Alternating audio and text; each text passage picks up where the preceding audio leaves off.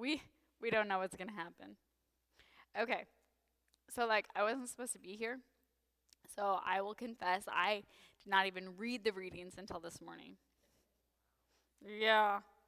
So, but I feel like there are a lot of things going on in our world, and I feel like we do need to talk about them. So, no promises today. I took a 12-hour road trip to go 3 hours. Yeah, yeah. I was supposed to pick up Eric in St. Louis at 3:30 on Friday. I picked up Eric in St. Louis at 12 midnight because there was a massive pileup. So the good news is the girls and I were safe. My car is safe, but the good news is we're all slightly mentally unhinged right now. So it's fine. It's fine. But we're back. We're not in Ohio. We're here with you. Yay. But everything's fine. So, yeah, we are going to talk about the reading today because I think it is important. It's the first Sunday of Lent. And I feel like I warned you early on that this is the year of Mark, and Mark is very short and sweet. So he packs a lot into a short amount of time. So usually these readings are much longer. When the other gospel writers write these stories, like the baptism of Jesus and the going out into the wilderness, there's more to them. But Mark is like, nope, we're just going to do it in a paragraph. I'm like, all right, Mark. Mark is short and sweet. I always tell people if you're entering the Bible the first time, start with Mark. Mark is short and sweet. Maybe not sweet. Mark is short. So yeah. But let's talk about it because I actually, and you don't, you kind of pick it up in the text, but the Greek here is really, really powerful. And I think it's worth noting because when we hear the baptism of Jesus, it sounds really sweet, doesn't it? It's a nice story. Jesus commits to ministry, and God is like, hey, I'm super proud of you. Good job, you. And there's a dove, and it kind of lands on him. It's a lovely image. Have you seen white Jesus images of this? He's got brown hair, blue eyes, and there's a pretty little dove landing on. No, that's not how the story goes at all. The Greek is really different. So instead of a dove, I want you to think of a screaming eagle. Okay? Because that's really how the text describes it. And then you pick it up a little bit more that he's driven out into the desert, right? So really, this raptor grabs him and is like, yeah, I know that you may not want to do this, but this is what we're doing. Okay? You're going to go out here, you're going to face your demons, and then, only then, will you be ready to really do the ministry that you have accepted to be called to. And I love this image because it's been a rough week in Kansas City. It's been a really rough week. Just a lot has happened, and we had to come to grips with some really scary things. Let me tell you, going to work on Thursday with a bunch of teenage kids, they weren't okay. And I'll tell you who is even less okay. The adults. The adults were not okay. My principal met me at the door and he's like, I'm really glad you're here. Because none of us were okay. In fact, he actually went to every single teacher and said, are you okay? Are you okay? Because the reality is we watched horrific things happen in a situation where we should not expect horrific things to happen, right? It was horrible. It was horrible.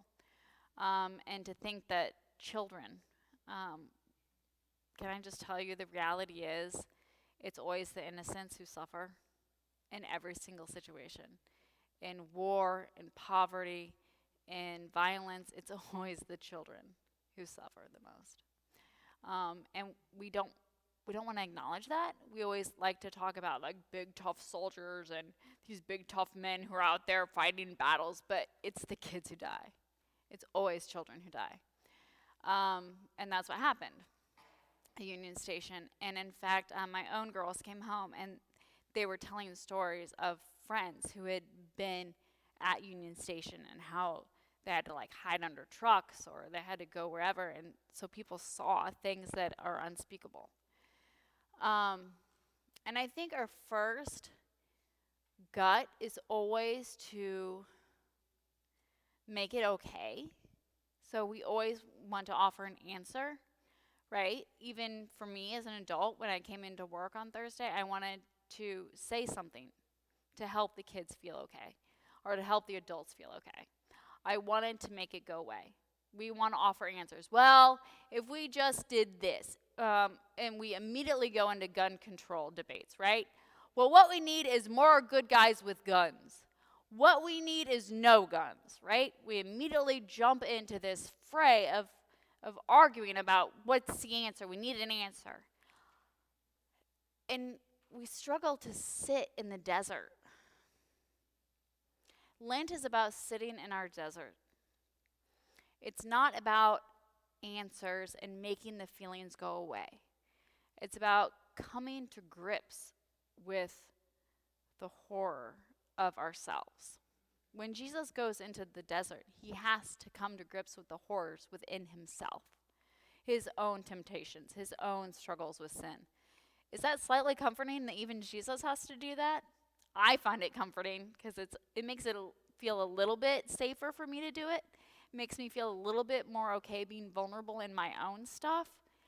To be like, even Jesus got to do this. And Jesus doesn't want to do it. That's why there's this image of being driven, right? And I wish sometimes we did a better job with our text about how we make it clear these things, right? It's not always a pretty sweet image. Sometimes it's ripping and tearing and doing things that we don't want to do. So I'm not going to offer any answers. I don't have any answers. But I am going to invite us to sit in our desert. We have a few weeks to sit within ourselves and say, okay, what is my stuff? I don't have to immediately say what other people need to do, right? Because that's what we want to do. We want to pass a law. We want to do something. We want to give an answer to someone else to make them do something for us. If we just put metal detectors literally everywhere, then we could keep our kids safe. I'm going to tell you, and this is like a gut-wrenching thing to say as a parent, I can't keep my kids safe. I can't. And we want to. It's a false reality that we've always had, right? As parents or as adults, we always want to say, well, we're going to do whatever we can to keep kids safe. Never in the history of ever have we successfully kept our children safe. It's a lie. And if you want proof of it, walk through a cemetery and check the dates. Talk to a woman who's had a miscarriage. We have never kept our children safe. And that's just our reality. We haven't. And we've never been able to keep ourselves safe either. It's a false sense of answers that makes the pain of the desert go away. But the desert has to happen. It is absolutely necessary in our reality for us to spend time in the desert. And it was amazing to me that this happened on Ash Wednesday because I kept thinking about how we think that, and there's just this thing in our culture about like, well, we don't need religion anymore. We don't need church anymore. It's this archaic thing that's stupid and people are just dressing up and reliving and reenacting things in the past and we don't even need that stuff anymore. We do. Guys, we need the desert. And Christianity is uniquely placed to make us do that. Because it's hard to put ashes on another human and say, you are going to die. And it's hard to have somebody put ashes on you and say, you're going to die. However, in that moment, there is also you are okay. You are God's chosen one. You are beloved. And while this earthly thing that we're doing is abbreviated in time, our days are numbered, our time with God is limitless. God's love for us is limitless. And I know it can be really scary to go into a desert, to face your own stuff, because you think, what if I get stuck there? What if I never get out? What if there are no answers? What if?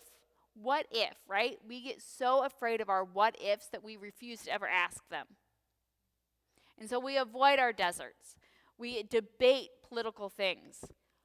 And meanwhile, on the streets of our planet, kids are dying.